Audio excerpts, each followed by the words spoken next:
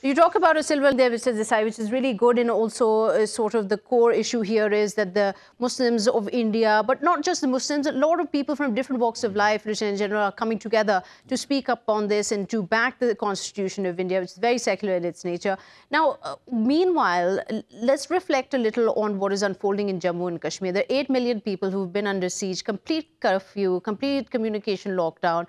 In fact, even the political leadership has been rendered useless, being put behind bars. Recently, we saw the former Chief Minister's sister take a plea to the Supreme Court, contesting that when he's already under has been detained under the PSA, the Controversial Public Safety Act, it does not make sense that he should be further detained.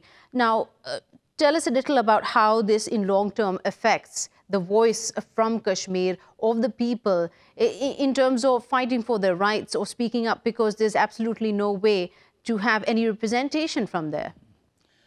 I think the people of Kashmir are being misread by Indians, particularly by the BJP. Why? Because they think that this way, by using oppressive tactics, keeping them locked up like that and trying to suppress their voices, this way probably they will break their resolve for independence.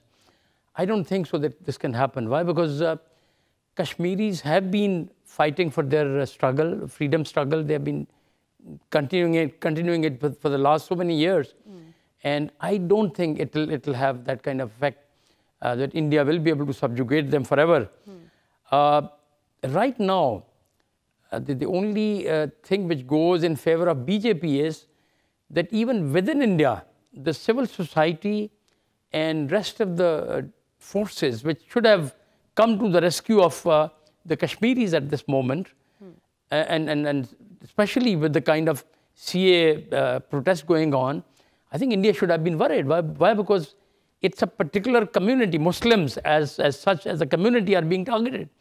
And this will also, in a way, affect boost the resolve of Kashmiris also to a great extent. And it's a question of time.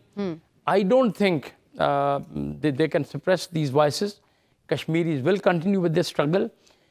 International environment, somehow, it has favored BJP that way, because the kind of Cold War, I would say, going on between USA and China, right, and the environment which is being reshaped inside the Middle East, this has gone into Indians' favor, BJP's favor, I would say, because the Western media is not coming that heavily onto BJP. Right. That's why BJP is still standing to their own whatever the initial stand, they're still continuing with that.